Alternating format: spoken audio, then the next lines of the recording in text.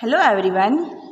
In this session, we are going to study the next part of chapter number 5, Articles of Association.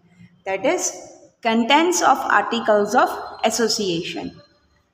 Now, which contents, that is, which particulars, which details are included in the Articles of Association? Number 1.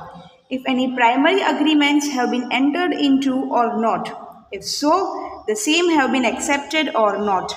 So, क्या लिखा है यहाँ पे कि कोई primary agreements हुई है कि नहीं कंपनी में, और अगर कोई अग्रीमेंट हुई है तो वो एक्सेप्ट हुआ है कि नहीं. कोई भी बेस पे अग्रीमेंट हुआ है, कंपनी किसी के साथ डील की हुई है, if any deal has been made by the company और not, and if it is deal is made then that deal is accepted or not, that has to be included in the AOA. Next, the number of shares and face price thereof. Now, how many shares are held by the company, and what is the face price, actual price of the share per share? Rules relating to the share installments. Now, share installment क्या है? For example, 1 lakh rupees के share है. For a common man, it is difficult to pay 1 lakh rupees at a time. So, what the company will give?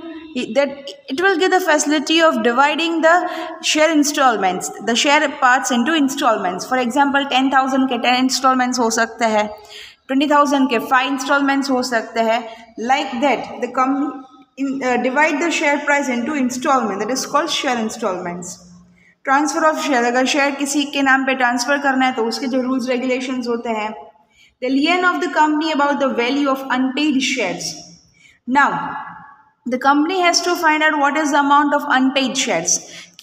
For example, the company's share capital is rupees 10 lakh. उसमें से 8 lakh के shares के पैसे मिल गए, 2 lakh के share capital अभी ऐसे नहीं मिला, अभी 2 lakh के shares unpaid है. The shareholders have not paid the amount of shares. That is called unpaid shares. Rules about transmission and forfeiture of shares. किसी के नाम पे ट्रांसमिट करना है, ट्रांसफर करना है शेयर्स, या फिर फोरफीचर मतलब कि शेयर्स किसी के पास से ले लेना. अब कब ये फोरफीचर कब होगा? When the share holder is not paying the amount on shares. 1 lakh rupees के शेयर है, उसमें से 80,000 पे किया है, बट 20,000 बहुत रिमाइंडर देने के बाद भी वो लोग पे नहीं कर रहे हैं, तो कंपनी क्या करेंगे? वो पूरे शेयर्स 1 लाख रुपीज़ के शेयर्स कंपनी वापस ले लेगी शेयर होल्डर के पास से. That is called forfeiture of shares. The number of members in a company with unlimited liability and capital invested in it. कितने members है? What is the unlimited liability of the company? What is the capital invested in the members? Restriction on transfer of shares in a private company. वो तो पता है आपको, earlier मैंने समझा दिया कि private company में share transfer possible नहीं है. Rules related to the general meeting, rights and duties of the board of directors, rules relating to the dividend, ये सब कुछ मैटर करता है आर्टिकल्स ऑफ एसोसिएशन में. Next topic is introduction of tables F, G, H, I and J of schedule I of the companies act. सबसे पहले हम बात करेंगे टेबल F में. बहुत सारे टेबल F में रूल्स है कि मैं आपको कॉमन बता देती बिकॉज 25 रूल्स है here. So first of all, according to table F, explanation of words given in the Companies Act 2013, there are certain terminologies जो कंपनी की लैंग्वेज में होती है, कॉमन मैन को समझ में नहीं आती है, वो एक्सप्लेन करना पड़ेगा. कंपनी का कॉमन सील और स्टैम्प क्या है, शेयर कैपिटल कंपनी का क्या है, फिर rules regarding lien of the company किसके ऊपर रिस्पॉन्सिबल है शेयर्स के लिए, इंस्टॉलमेंट अबाउट ट्रांसफर है, ट्रांसमिशन है, फोरफीचर, शेयर कैपिटल में चेंज करना है, प्रॉफिट कैपिटलाइजेशन करना है, बाईबैक करना है शेयर कैपिटल को, जनरल मीटिंग के रूल्स है, एडजर्नमेंट ऑफ मीटिंग मतलब पोस्टपोन करनी है, वोटिंग राइट्स है, प्रॉक्सीज है, मतलब यहाँ पे अगर एक शेयर होल्डर नहीं है तो उसके बदले में दूसरा कौन आएगा. फिर बोर्ड ऑफ डायरेक्टर्स, उसके बारे में रूल्स होते हैं, नंबर ऑफ डायरेक्टर्स होते हैं, procedure to conduct the meeting of board of directors, meeting conduct करने के लिए भी प्रोसीजर होती है. ऐसा नहीं होता है कि भाई कॉल करके बुला लो तुरंत, नहीं, एक नोटिस सेंड करनी होती है एडवांस में जिसमें लिखा होता है कि डेट, टाइम, वेन्यू, एजेंडा क्या है, वो सब कुछ लिखा हुआ होता है नोटिस में. वो एक पूरी प्रोसीजर फॉलो करनी पड़ती है सेक्रेटरी को. तो डिविडेंड, रिजर्व फंड, अकाउंट्स, ये सब के रूल्स रेगुलेशंस जो है वो है टेबल F में. Now comes table G. Article of association of a company limited by guarantee and having share capital. Now अगर ऐसी कोई कंपनी है कि it is limited by guarantee and it is having share capital, तो उसमें rules क्या है? A company where the liabilities of its members as per MOA is limited to the extent of the amount of shares purchase bye members. Limited by guarantee मतलब कि जितनी उनके पास share capital है उतनी ही कंपनी के ऊपर शेयर होल्डर की liability होती है। It's called company limited by guarantee और having share capital. The time of registration of such companies the number of its members has to be 100। Minimum 100 members होने चाहिए जब कंपनी के रजिस्ट्रेशन के time पे कंपनी के पास मिनिमम 100 मेंबर्स होने चाहिए। And the board of directors has the power to increase the number of its members from time to time. अगर ज़रूरत पड़ी 100 मेंबर्स के बदले में ज़्यादा मेंबर्स भी अपॉइंट कर सकते हैं। That is the rule according to table G। अब आता है टेबल H। तो ये किसके बारे में? जो लिमिटेड बाय गारंटी है but not having share capital. तो उसके लिए नंबर ऑफ मेंबर्स लिखने पड़ेंगे कंपनी को, जनरल मीटिंग बुलानी पड़ेगी, उसमें स्पेशल मीटिंग होती है जनरल मीटिंग में। देन रूल्स रिगार्डिंग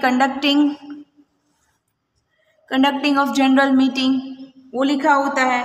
फिर adjournment of meeting, voting rights क्या होते हैं, बोर्ड ऑफ डायरेक्टर्स कितने हैं, chief administrative officer, manager, company secretary, वो सब के रूल्स क्या है, रूल्स रिगार्डिंग कॉमन सील और स्टैम्प, ये सब कुछ टेबल G में मेंशन करना होता है।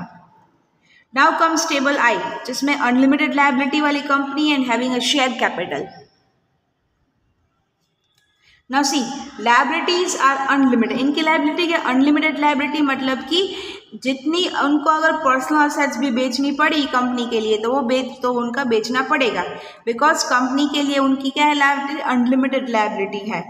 एंड ये कंपनी शेयर कैपिटल भी इश्यू करती है, लाइक सोल प्रोप्राइटरशिप कंपनी है, पार्टनरशिप कंपनी है, तो इनकी तरह उनकी भी लायबिलिटी अनलिमिटेड होती है। At the time of winding up इनके जितने भी अगर उनके पास कंपनी के पास सफिशिएंट असेट्स नहीं है, then they have to sell their own personal assets, और उनके लिए वो लिमिटेड वर्ड यूज नहीं कर सकते। जनरली यहाँ पे 100 मेंबर्स होते हैं, but depends upon the board of directors if they want to increase the number of members. Next table J, that is with unlimited liability company but not having share capital. यहाँ पे तो share capital है ही नहीं। तो यहाँ पे क्या होता है कि company when the same thing when the company has to be wind up and if the company does not have sufficient asset, तो जो शेयर मेंबर्स है, शेयर होल्डर्स है, उनको अपना पर्सनल असेट्स सेल करना पड़ेगा। यहाँ पे भी 100 मेंबर्स की ज़रूरत है, और अगर बोर्ड ऑफ डायरेक्टर्स चाहे तो वो नंबर ऑफ मेंबर्स इंक्रीज कर सकते हैं। ओके, ये हुआ tables in the articles of association. Now the next is alteration in AOA। अब यहाँ पे ऑल्ट्रेशन मतलब चेंज कैसे कर सकते हैं AOA में। तो first of all special resolution has to be passed. अगर प्राइवेट कंपनी को पब्लिक कंपनी में कन्वर्ट करना है या पब्लिक कंपनी को प्राइवेट कंपनी में कन्वर्ट करना है, जो भी प्रोसीजर करनी है, पर उसके लिए सबसे पहले स्पेशल रेजोल्यूशन करना पड़ेगा, उसके बाद ही AOA में चेंजेस पॉसिबल है। If a private company as per the Companies Act makes such alteration in AOA so as to remove the limitations or restrictions included in it, it ceases to be a private company from the date of its alteration.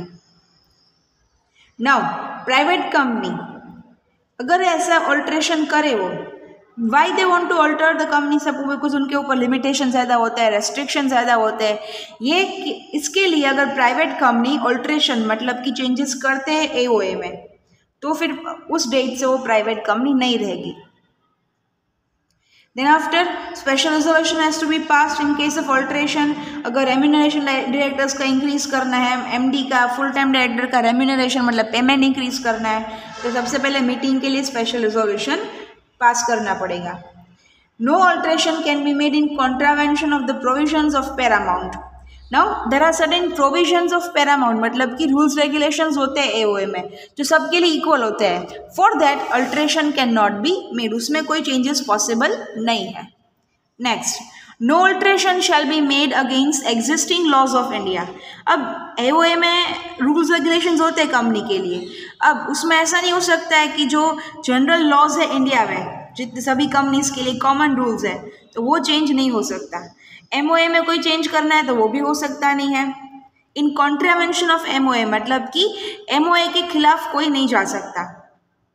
अगर cheating fraud या coercion किया मतलब कि कोई भी company person ने cheating या fraud किया और फिर आपको रूल चेंज करना है तो वो नहीं हो सकता। The alteration in AOA must have been made in the interest of a company, company के लिए कंपनी के बेनिफिट में ही होना चाहिए वो ऑल्ट्रेशन। ऐसा नहीं हो कि कम ऑल्ट्रेशन कर दे लेकिन कंपनी को उसका कोई फायदा नहीं है, उल्टा नुकसान है। That should not be done.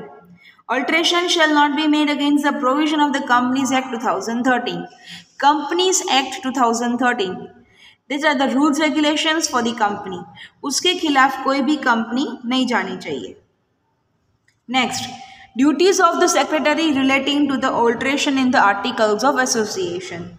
Now इसमें alteration के लिए सेक्रेटरी की क्या ड्यूटीज बनती है?